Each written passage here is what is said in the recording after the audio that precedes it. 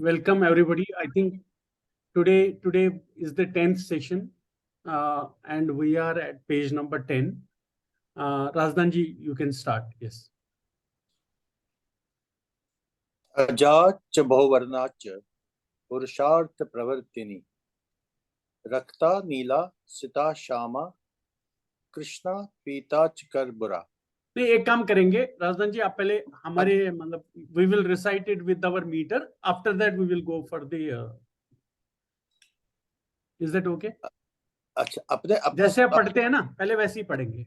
अजाच बहुवर्णाच पुरुषार्थ प्रवर्तिनी रक्ता नीला सिता श्यामा कृष्णा पीताच कर्बूरा क्षुधा तृष्णा जरा वृद्धा तरुणी करुणालया कालाकाष्ठ मुहूर्ता च निमेषा कालरूपिणी सुवर्णा रसनासा चक्षुस्पर्शवती रसा गंधप्रिया सुगंधा च सपर्शा च मनोगति मृगनाभि च कर्पूरा मुदिदारिणी पद्मयोनिः सुकेशी च सुलिंगा भगरूपिणी योनिमुद्रा महामुद्रा खेचरी खगगामिनी मधुश्रीर्मधुविवल्ली मधुमत्ता मदोदता मातंगी शुकहस्ता च पुष्पानेक्षु चापेनी रक्तांबरधराखीवा रक्त पुष्पवत्तम सेनी। बस इधर तक करेंगे। I think we will stop here. यहाँ मार्क है, इधर तक करेंगे। ठीक। So we started from here. हाँ. Go back to this. Ajacha बहुवर्णाच. Shekhar ji. Yes. Namaste. So the next drama is Aja. Aja, that which is born is Ja. Jayate iti Ja. So Aja, that which is unborn. Because she is the cause of everything. Normally, in the dualistic schools like Sankhya and others, the tattvas are classified into two, or rather three. That which is only an evolvent, that which is an evolute, that which is both an evolvent as well as an evolute. That is, that which gives rise to something, but it is not born from something. That which is born from something as well as it gives rise to some other tattva. And finally, those tattvas which are born, but they do not generate any new tattvas. But in our scheme, we do not have this three-fold classification, because every tattva is seen here only as the manifestation of Parashiva. So normally when this term Aja comes in any of the other Sahasranamas also, the often quoted verse is from the Shvetashvatara Upanishad. Ajam ekam lohitak shukla krishna, wherein Aja is taken as or interpreted as the Mula Prakriti of the Sankhya, and Lohita Shukla Krishna is taken as the Sattva, Rajas and the Tamogunas. But we should remember that Shvetashvatara Upanishad is predominantly a Shaiva Upanishad. So it will not have the implications of the Sankhya philosophy, because Sankhya philosophy is practically a dualistic philosophy, wherein Purusha, the sentient being, is separate. Prakriti is an insentient primordial matter. An insentient primordial matter consisting of the Sattva, Rajas and the Tamogunas. So taking that point of view and explaining any Shaiva Shastra will not be aligned to the larger philosophical tenets of the Shaiva Shastra. So how we explain is that if we see our 36 Tattva scheme, Sattva, Rajas, Tamas are not enlisted as separate entities. Because the term Tattva itself means that which is a distinct entity or a distinct manifestation of the Supreme Shiva. Whereas the Sattva, Rajas, Tamas are nothing but the constituents of the Prakriti. So once Prakriti is mentioned, the Sattva, Rajas and Tamas is automatically implied there.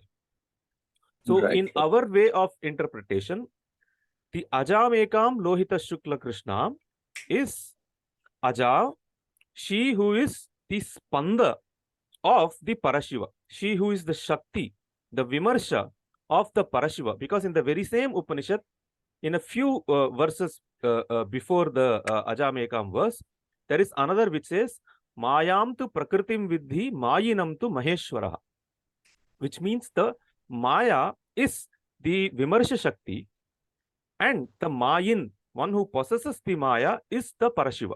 So the Prakasha is where the Vimarsha is present. So Aja is that Vimarshanatmak Shakti of Parashiva, who is, because of being which enjoys the Avinabhava Sambandha, no, which is intrinsically linked to Parashiva. If Shiva is unborn, Shakti is also unborn. And from there, and it is only from the Spandana, all the Sadashivadi Kshityanta Tattvas are generated. So that is the explanation offered from our perspective to the Shvetashvatara Upanishad verses. So Aja means that Vimarshana Shakti, which is unborn, yet results or which gives birth to the other Tattvas in the scheme. So Aja. The next nama is Bahuvarna. Bahuvarna, there are two ways of looking. If we interpret Varna to mean color, one who is of multiple colors. Varna also means letters. So she is all the, because she is the Shabda Prapancha. Therefore, she is the Matrika or Malini. All the letters put together are her own manifestation. So therefore, she is Bahuvarna. When we look at it from the color point of view, we all know that it is one Prakasha, but because of its Swatantra Shakti, when it manifests itself, there are countless possibilities of manifestations that we see in the world. What we see in the world is, we cannot count how many entities are there in this world. But all these entities are and there is countless more potencies present in that one Prakasha. So just as one white light comes out as 7 and the 7 colors are indistinct and not different from that white, similarly, all the other manifestations, which are but the projections of the Vikalpa, are have their origin in this single source, which is Parashiva himself. So she is Bahuvarna. Purushartha Pravartini. Purushartha Pravartini. Purusha Artha. Artha means the motivations. There are fourfold motivations which the Shastras identify for a human life. Namely the Dharma, the Artha, the Kama, and the Moksha. The Dharma, Artha, Kama, Moksha, the order is very, very significant. Dharma is put in front because that forms the basis for the Artha, Kama, as well as Moksha. So there is one way of saying that the Dharma and the Moksha are for the Nivritti Marga. Artha and Kama are for the Pravritti Marga, the path of indulgence, the worldly life, etc. But our Shastra is not differentiating the worldly as well as the state of liberation. Because when we read our text, any text, even a primer text like Pratyabhijna Hridayam, we know that the state of Jivan Mukti, while describing that in the Sutra 16, Acharya clearly says that in the state of Jivan Mukti also, the yogi, after reaching the climax, the peak of the unitary consciousness experience, comes back and experiences the world. But Exactly. only thing is that here, after coming back, the world is seen from a very, very different perspective altogether. The world is seen as his own projection, not as something distinct or different from himself. So we don't differentiate pravritti and nivritti in our system.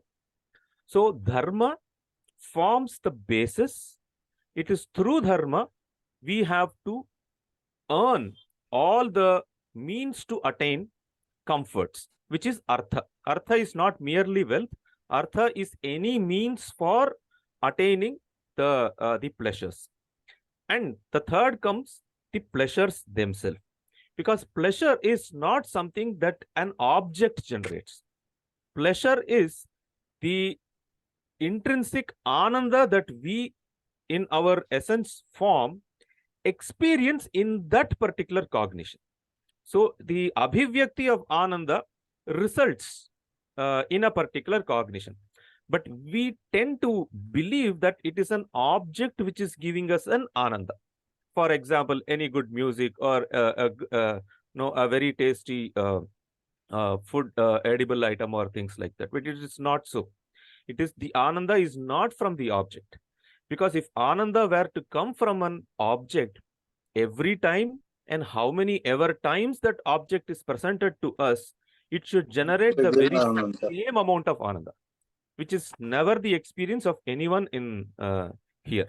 So ananda is the abhivyakti of one's own, the ananda swarupa, which is one of the 5 intrinsic powers of Parashiva, which is our own self. So this kama is also based on the dharma. It is only through the dharma, or dharmika means that even kama should be pursued in life. That is why in Srimad Bhagavad Gita, Bhagavan says, dharma aviruddha kamaha asmi. I am that kama which is not opposed to dharma. And finally, for moksha, how does dharma help? Because dharma leads to moksha, and through the dharmika pravritti, our mind becomes more clear to understand and see things as they are. So dharma is a sort of a ladder after which we reach the ultimate destiny of the moksha. These are the fourfold purusharthas, or the objectives of every human life, and a man's endeavor in life should be to pursue either the artha or kama and moksha through dharmika means. So dharma forms the basis, and she is the one who has set this entire act in place. Because in Lalita Sahasranama also, the nama is very clear. After the creation of the entire Jagat, the very next thing that Devi does is to give or to set the cosmos in order. So for that, she creates this eternal order, which the Vedas called as Rita, which later on we understand as the universal or the Sanatana Dharma. So she is the one who puts everything in place. Therefore, she is Purushartha Pravartini. Rakta Neela Sita Shama. So from here onwards, there are these namas convey colors, basically.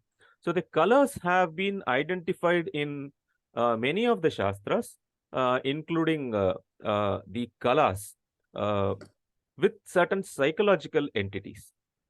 There is a text by name Chitra Sutra, which is a part of the Vishnu Dharmottara Purana. It's a technical treatise on paintings. So in Chitra Sutra and in many of the Agamas also, we have indications of what sort of colors generate, or the colors which evoke certain sentiments, certain emotions. So when we take Rakta, reddish complexion. So mother is reddish in complexion, that is one. The other way of deriving the word Rakta is one who is attached, comes from the Rati. So Rakta is one who is attached. So attachment, one who causes attachment is also Rakta. And from the color point of view, she is the one who evokes the sense of duty or action, because red always denotes action. That is why even in the Triguna scheme, the Rajas is allotted the red color. Activity is allotted the color red. So Red. she is Rakta. Next comes Neela. the Neela. Neela is basically blue. So, and the blue color is associated with the emotion of tranquility, fullness, peace, and all this. Even in nature, when we see the clear sky, or be it the depth of the ocean, the color is blue, which shows wherever there is a Purnatva, there is a sense of a tranquility.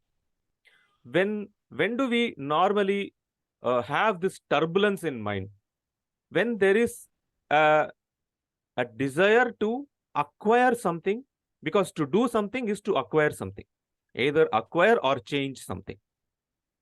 When this this emotion is sufficiently quelled, what results is a sense of tranquility, and that tranquility is evoked by the color Neela. So one who is tranquil. So she is Neela. Sita. Sita. Sita is brilliant white, bright white. That is Sita Varna. And Sita Varna encompasses all the colors within it. So one who completes all, or in whom all the emotions merge and become one. So she is, or one who is the origin of all the emotions. So she is Sita. That is why normally Sita is used in the to depict a kind of serenity, calmness, peace. For this, the white color is normally used. Even now, we associate that with the color white. So she is Sita. Then comes Sita. Shama. Shama. Shama is again bluish black complexion is Shama. Shama also represents beauty in its fullness.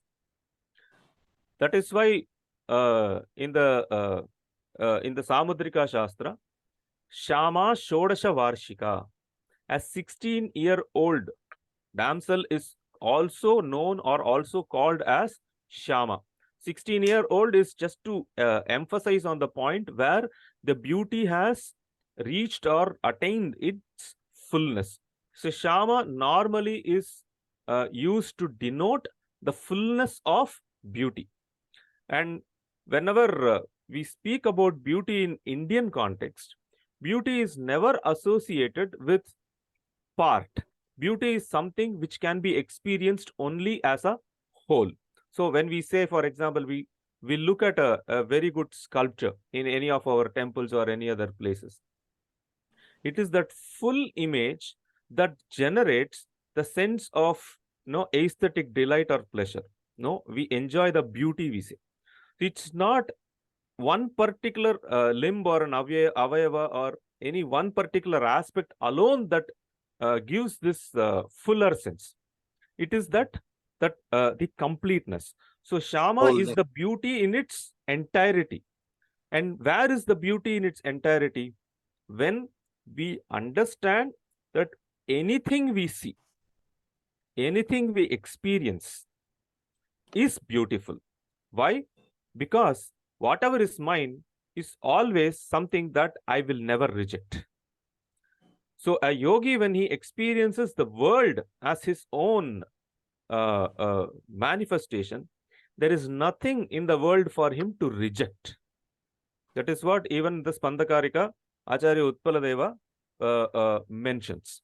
For a yogi, there is nothing to reject because everything is his own Swarupa. And for him who has this, everything is beautiful. So she is that experience of complete beauty. So she is Shama. Shama is also the name for Kali. Kali is also called as Shama. Krishna. Krishna is also dark color, but here the implication is slightly different. It comes from the dhatu krish, to attract. Just as the black color absorbs everything into it, and that is what is black color. Black is not a color distinct by itself, where everything else is merged or attracted. It is black. All colors are absorbed. Yeah, all colors are absorbed is black. So she is that where everything else comes and subsides. Why? Because she is that substratum from where everything arises. So if something has to come back, they have to come back only to her. So since every experience, while explaining how we can know our Swarupa to be Shiva, Acharya Kshemaraja uses or gives a sutra, Tadvat Panchavidha Krityani Karoti. That is the sutra in Pratyabhignarde. Tatvat Panchavidha Krityani Karoti. He performs the Panchavidha Kritya, that is Srishti, Sthiti, Samhara, Tirodhana and Anugraha, just as he was performing the 5 in the state of Parashiva.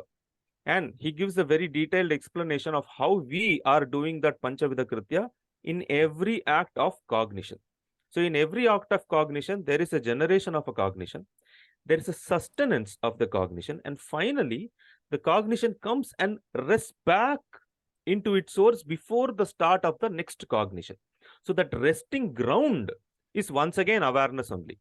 Everything starts from awareness and has to come back to the awareness back. So being the resting ground of all experiences, she is Krishna. Pita. Pita. Pita is yellowish, where everything appears as bright. Normally, Pita Varna is associated with the act of Tirodhana. Even while in the Agamas, there are kalas of Shiva. There are 10 Brahma kalas, there are 10 Vishnu kalas, there are 10 Rudra kalas, and there are 4 Ishvara kalas. And Ishvara is one who is responsible for Tirodhana. And Pita is one of the name of the kala of Ishvara who performs Tirodhana. Why is Pita used as a reference for Tirodhana? Because it hides all the other colors. In presence of bright yellow, all the other colors become hidden. Just as the act of Tirodhana, wherein the Srishti, Sthiti, Samhara, all are taking place from me, yet in the act of Tirodhana, I don't recognize me to be the one who is responsible for all the 3. I think when, for example, when we look at a book or when we hear a music or a song, we are all under impression that there is one external entity called a physical book, and that book is presenting to me through my visual sense, and I am getting the information of that book. So this is our normal understanding. That is, we are already assuming the entity of book and the book becoming an object of my perception. Whereas the Shastra explains that it is not out-in, the process is in-out. It is my own awareness manifesting itself as the book, which I am seeing because of my mental conditioning called Vikalpas. So it is not the book which is presenting itself to me. It is me who am, out of my own will, am projecting the book out of the awareness. But we are not able to see it this way. We are seeing it the other way around. And why we are doing it so? It is because of the Tirodhana Shakti of Ishvara. So that Tirodhana is represented by the color Pita or yellow. Pitach Karbura. Karbura. Karbura is normally that kapota, that grayish or shiny gray color which we observe in the neck region of a peacock. So Karbura is a sort of, you can't define what exactly that color is. No, it is neither white, it's neither black nor gray. It's something which encompasses all, yet it is none of the three. Or we can add any other hue of the color as well. So Karbura is that which is anirvachaniya, which cannot be explained that Explain. this is what it is. Right. How does it apply to mother? To define anything, we require words. Normally, when we use a word to describe a particular object, we can either describe a property and through the property describe the word, or an action and then distinguish that particular object. So, for example, if I am using a terminology, okay, let us say a grantha to refer to a book. What does this word grantha actually mean? That which is tied or that which is bound together. So in olden days, it was tied using a thread. The palm leaf for the manuscripts where they were tied together and a knot was put. So granthi actually means knot. So grantha is that which is tied together. Okay. So here what we are doing is we are defining a particular object's quality of being tied by a particular rope. Like this, any word for denoting any object will either describe a certain property or a certain action which is inherent in that particular object which we have recognized. So the object which is to be defined by a word should possess guna, should possess quality, and that quality should be comprehensible to be defined using a particular word. When it comes to Parashiva, how can we have a sufficient word to describe him when all the gunas are applicable to him, yet he transcends all the gunas?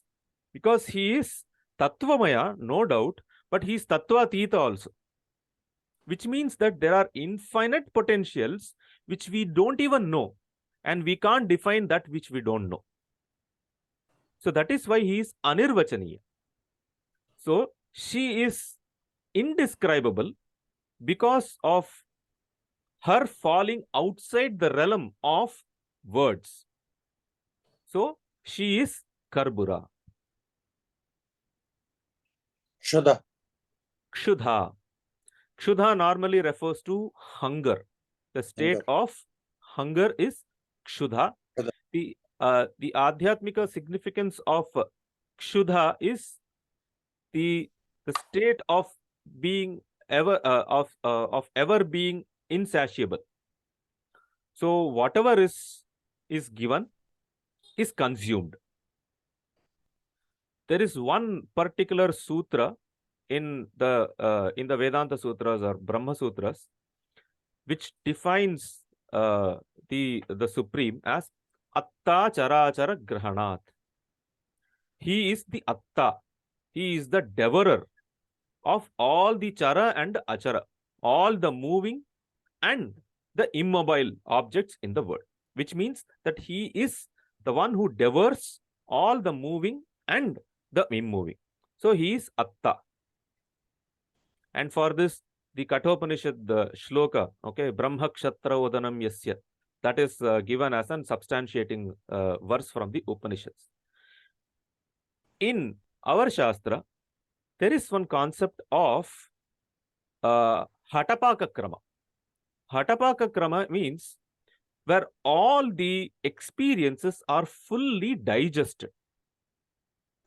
What do we mean by digesting all the experiences? Here, I will take a minute or two. To understand samskara or the latent impressions which is left behind in us, it is explained in our Shastra as normally when a particular experience or we are undergoing a particular cognitive experience, we always judge that particular cognition. Okay, very simple. Let's take the book example itself.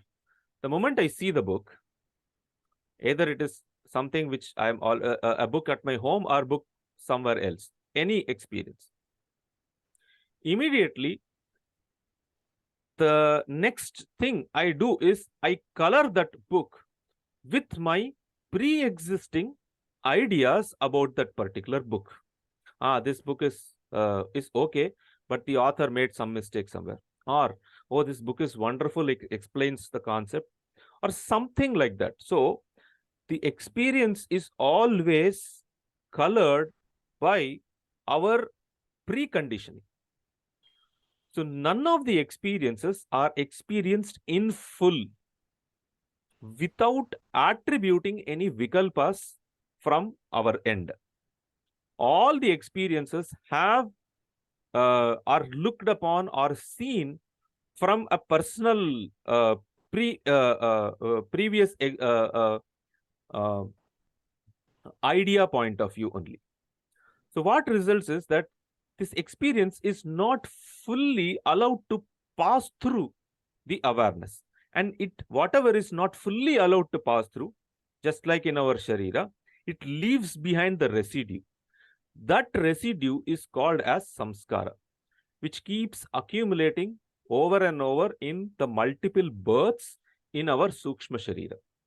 And the more the number of samskaras that are accumulated, the latent impressions that gets accumulated, the more we become conditioned when we see the world, and our openness to view the fact as it is gets narrowed to that extent.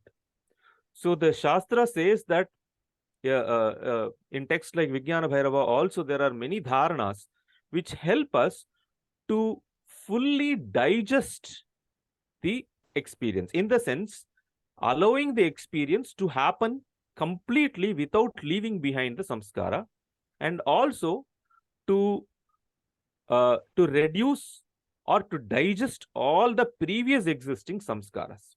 This is called as an Hatapaka Krama or Alangarasa. So she is that capability to digest all the latent samskaras so that we are able to in the Pati Dasha, that is in the state of liberation, we are able to have all the experiences as they are without any color of the vikalpa being added to it. So she is Kshudha. The next Nama is Trishna. Trishna refers to thirst. So the desire, the incessant desire or passion is called as Trishna. At the Laukika level, it will result in action orientation. At the spiritual level, it will lead to intense longing, the kind of longing that we see in the great saints, or which are reflected in the poems of, let's say, the Laleshwari's poems, or there are many other instances also. That intense passion is the result of this Trishna, that longing for the union with Shiva. So she is that Trishna. Krishna. Jara Vriddha. Jara Vriddha. Jara, old age. Vriddha is also old age. Whereas Vriddh comes from the dhatu to grow, Jara comes from the dhatu jir to decay. Normally, in the old age, both these happens. There is a decay and there is an Bearing a up. growth, which is happening at a higher level. So she is Jara and Vriddha. In sense, both of them looks like seemingly opposite thing, decay and growth. Okay, but the pairs of opposite can exist in one place. And the physical example is the old age that we see in in the world itself. Similarly, she is Jara because all that is unwanted is decayed, and all that is necessary for the sadhana is allowed to grow because of her intervention.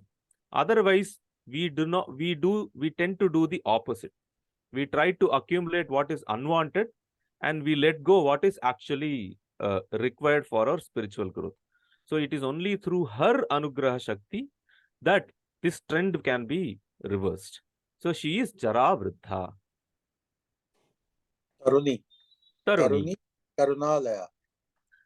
Uh, Karunalaya. So seeing Jara Vriddha, Taruni is the in the states of human existence. Taruni is the opposite of it. If Jara is old age, Taruna is the youth. So Taruni is one who is ever youthful. Youthful.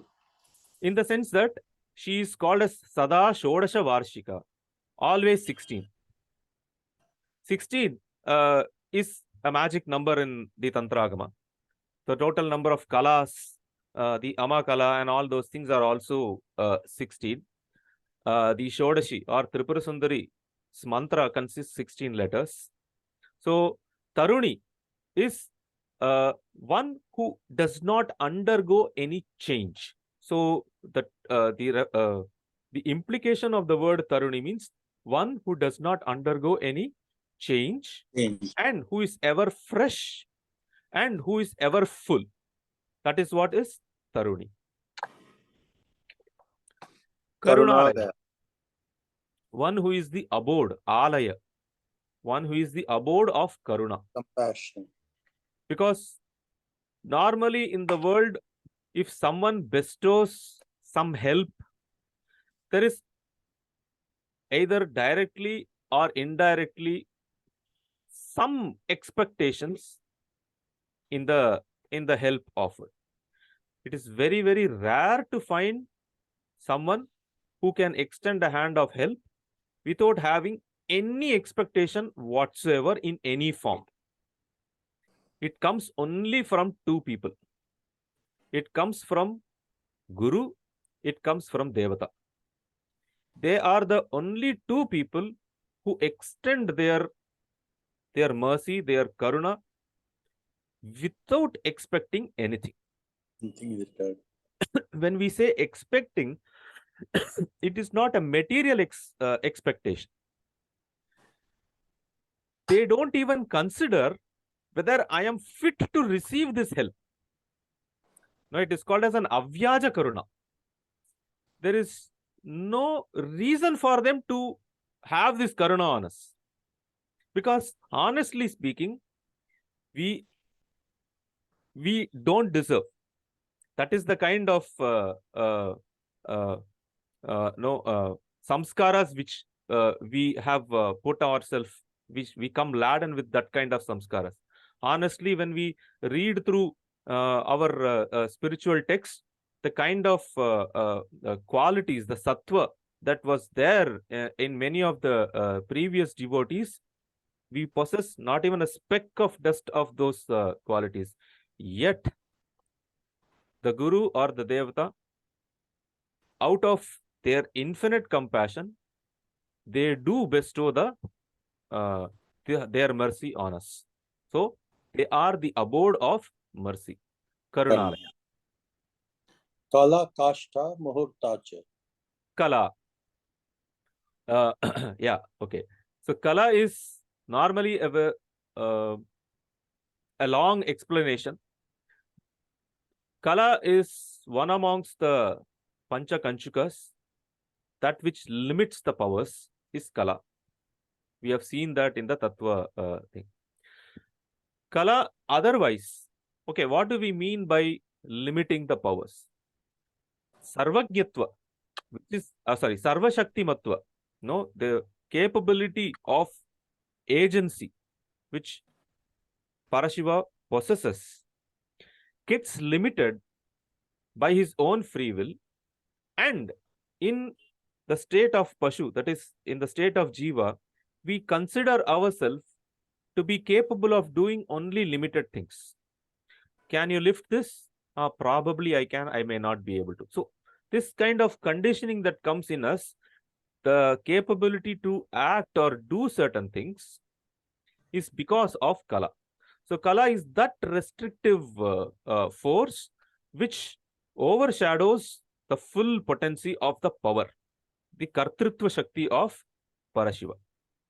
That is why the full moon, okay, with its 15 phases during the bright moon or the dark fortnight phase, each of these phases is called one Kala. Right from the in the Vedas also there are different names for these, and in the Tantragamas also the names of these Kalas are there. In the Tantragamas, they are identified as Tithi Nitya Devatas, starting from Kameshwari, Bhagamalini, Nityaklina, Bherunda, some of the names that we have already seen in the Sahasranama earlier. These are each Kala Devatas.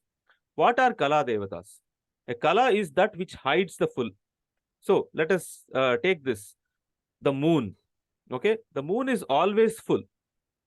Nothing is happening to the moon's fullness. But yet we are not able to see the full aspect, fullness of the moon because of some limiting factors there. That limiting factor is different on each day. That is why we are able to see moon differently on the every subsequent day. So this limiting factor is conjoined as a Devata, or the Kala Devata, or the Tithi-Nitya Devata. So, but moon is, or the Chandra is, that which has all the 15 Kalas together, yet it is above these. That is why the 16th Kala, okay, is called as an Amakala, okay, that which is above all the limitations. So Kala is the limiting factor which limits our perception of the Purnatva of Parashiva.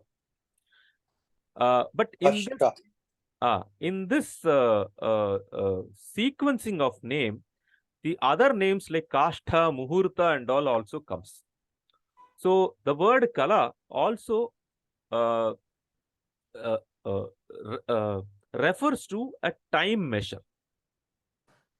See, we were able to break down the time to a very, very minute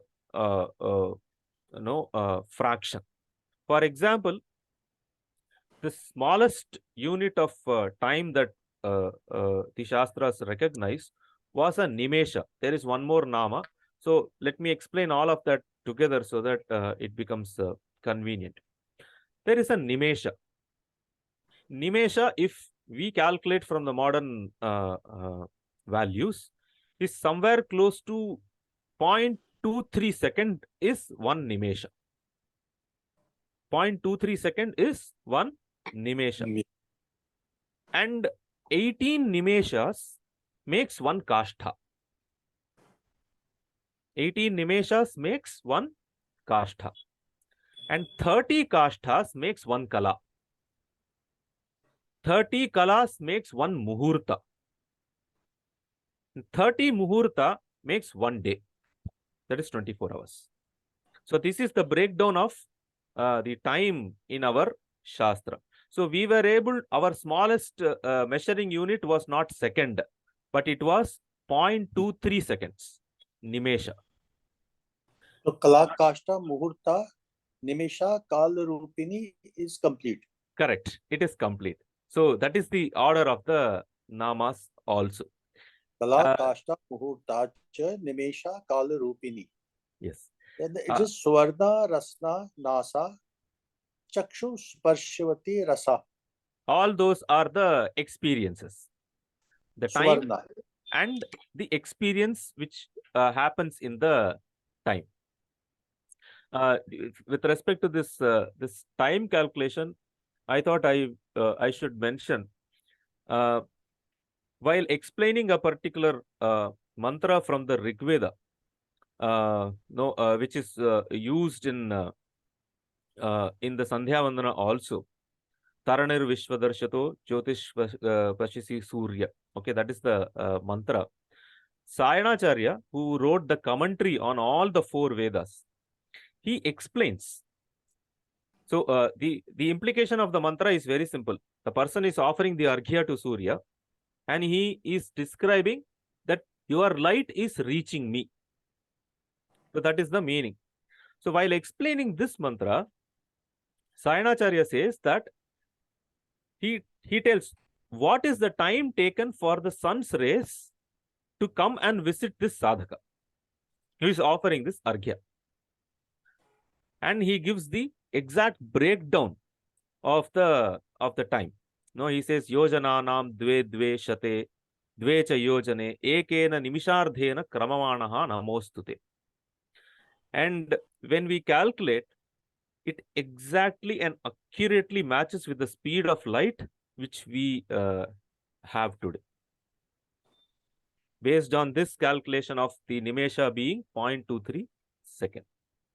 And Nimesha is the shortest measure.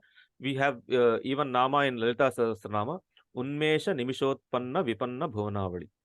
In one Nimesha and in one Unmesha, all the Bhuvanavali, the entire cosmos is created and it is absorbed back in her. So Nimesha, okay. We'll go to the next set of namas. Nasa, sorry, Sukarna. Suvarna. Suvarna. Suvarna. Suvarna. Okay. Okay. करना ही होना चाहिए. करना होना चाहिए. Yeah. हाँ, करना ही है. यहाँ सुवर्णा लिखा, बट होना चाहिए करना. रसना, करना ठीक है. I remember it must be करना. Sukarna, one who has good ears. Karna means, okay, yeah. Karna means ears.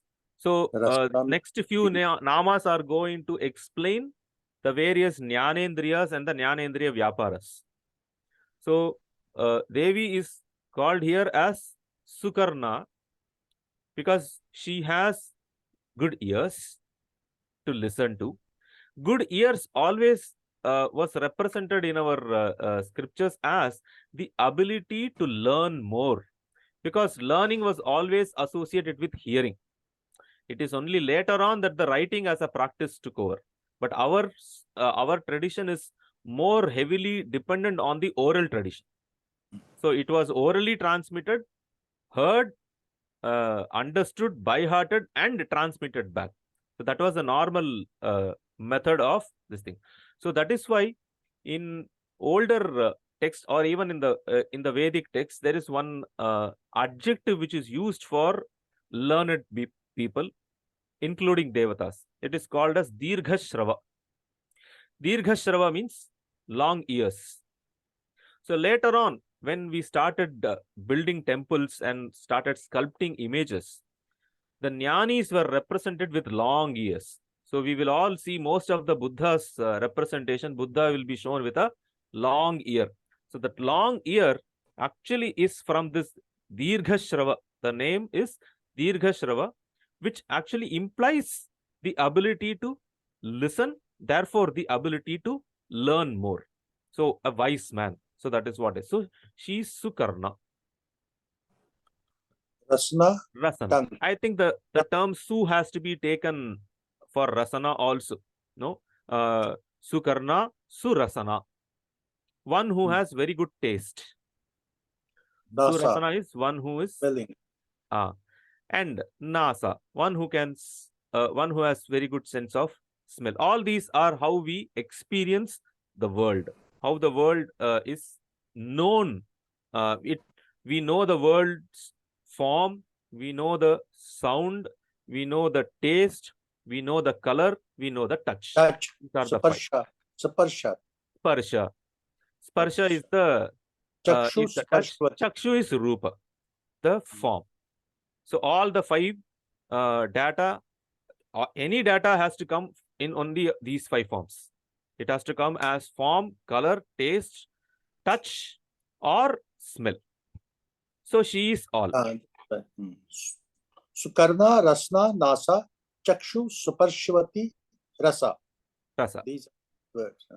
Yeah. These are all connected with the sense organs. Senses. Yes. Rasa and then Gandhi. Gandha.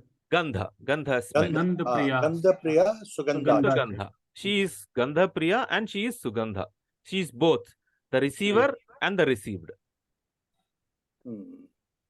She loves good odor and she is the good odor itself. Odor also. Exactly. Similarly, the Susparsha, Sparshavati. She is the good touch. Manogati. Yeah. The Sparshavati Nama comes before. So the receiving organ is Sparshavati. So Sparsha is the object. So she is both the object as well as the receiver of the data in the form of the object. Sparshavati and Susparsha. The next Nama is Manogatihi. Okay. The Gatihi, the movement of the mind. One who is Speed of the mind. Speed of the mind. Speed. Manogatihi, the speed of the fast mind. Very, very fast. Usually Mano Vega is considered to be the fastest because there is no limit to it.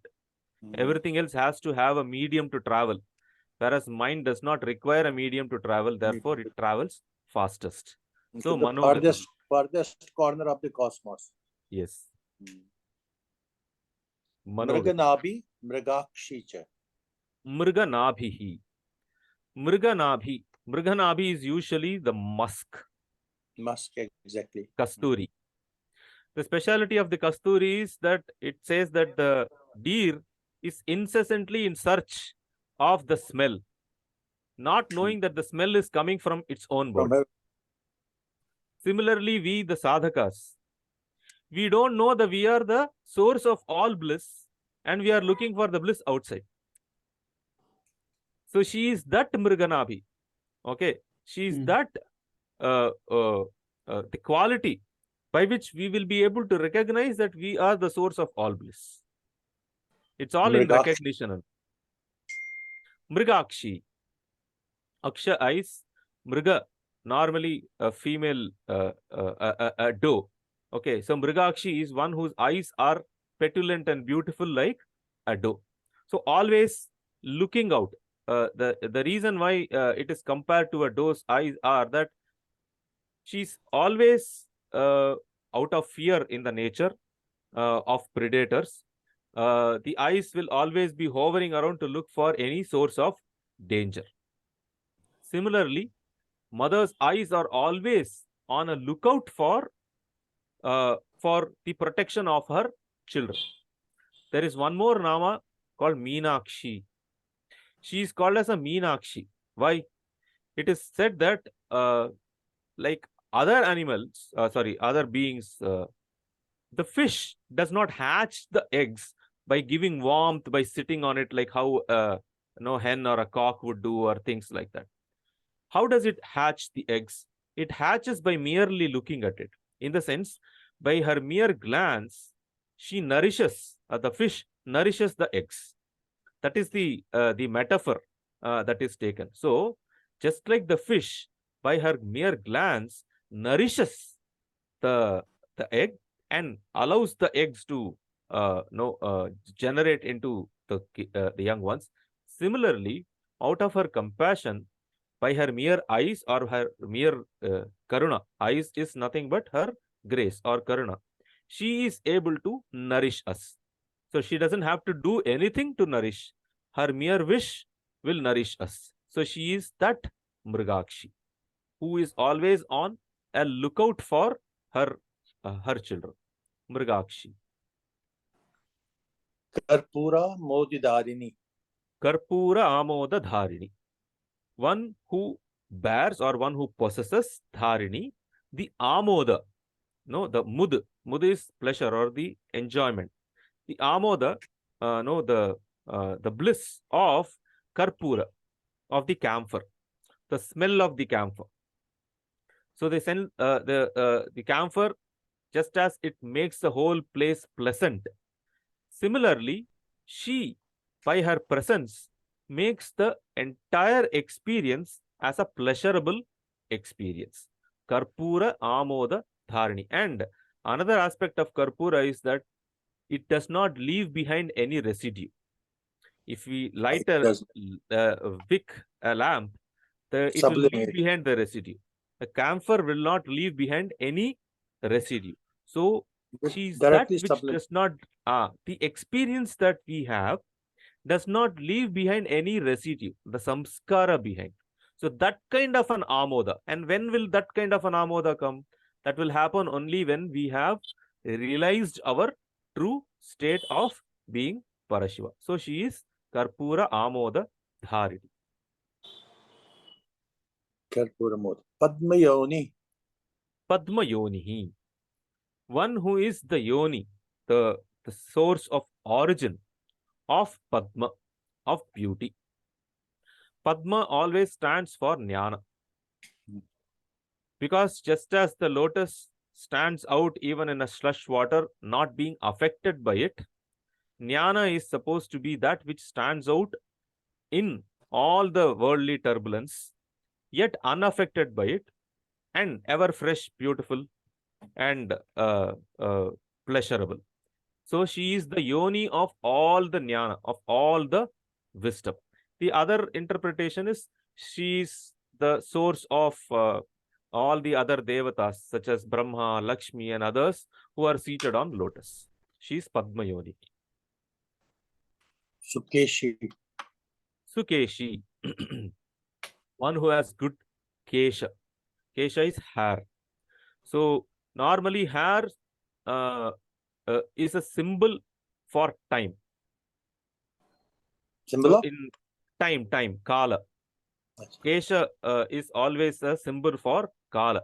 That is why in the Saptashati also, in the second Adhyaya, where Mahalakshmi Utpatti is described, she is born from the Tejas of all the Devatas. Sarvadevomayam Tejaha.